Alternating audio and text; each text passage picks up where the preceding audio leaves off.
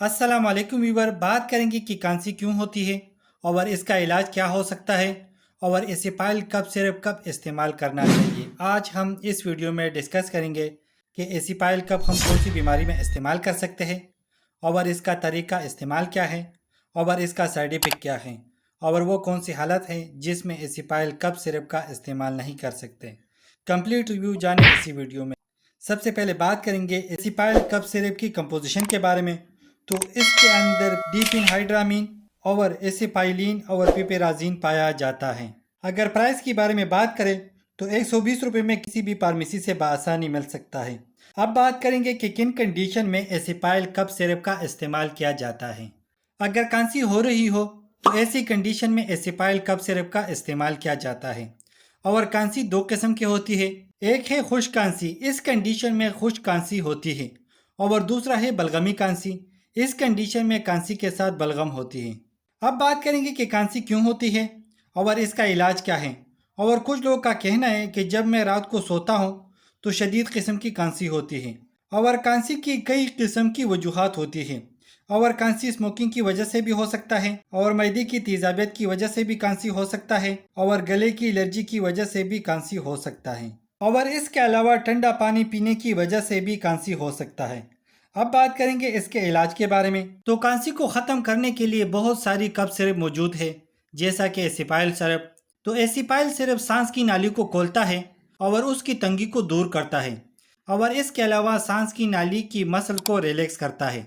और जब इस्तेमाल की बीमारी हो तो उस केस में सांस की नाली की तंगी होती है, और इस कंडीशन में कपिंग होती है और चक्कर आते हैं और सांस लेने में तकलीफ होती है, तो ऐसी कंडीशन में एसिपाइल कफ सिरप का इस्तेमाल मुफीद है। और इसके अलावा अगर ब्रोंकोस्पाज्म हो, इस कंडीशन में अचानक सांस की नाली में तकलीफ होती है और सांस की नाली में इचिंग होती है, तो तब भी एसिपाइल कफ सिरप का इस्तेमाल किया जाता है। और इसके अलावा एसिपाइल कफ सिरप के अंदर डीपिनाहाइड्रामीन होता है। ये एंटी हिस्टामिन मेडिसिन है, यानी एंटी एलर्जिक दवा है। यानी स्किन एलर्जी हो या अगर नज़ला ज़ुकाम की वजह से खांसी हो तो उस कंडीशन को कंट्रोल करने के लिए एसिपाइल कफ सिरप का इस्तेमाल किया जाता है।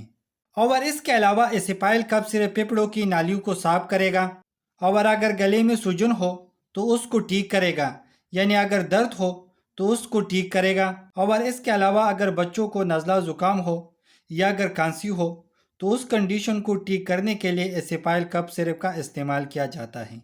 अब बात करेंगे एसिपाइल कफ सिरप के साइड इफ़ेक्ट के बारे में कि अगर आप एसिपाइल सिरप इस्तेमाल करते हैं तो क्या क्या नुकसानात हो सकता है। तो ओनोदगी हो सकता है, और इसके अलावा थकावट हो सकता है, और इसके अलावा जिस्मानी कमज़ोरी हो सकता है, और इसके अलावा ड्राई माउथ यानी मुंह का खुश्क हो जाना हो सकता है, और इसके अलावा दिल की धड़कन का तेज़ हो जाना हो सकता है। अब बात करेंगे तरीका इस्तेमाल के बारे में।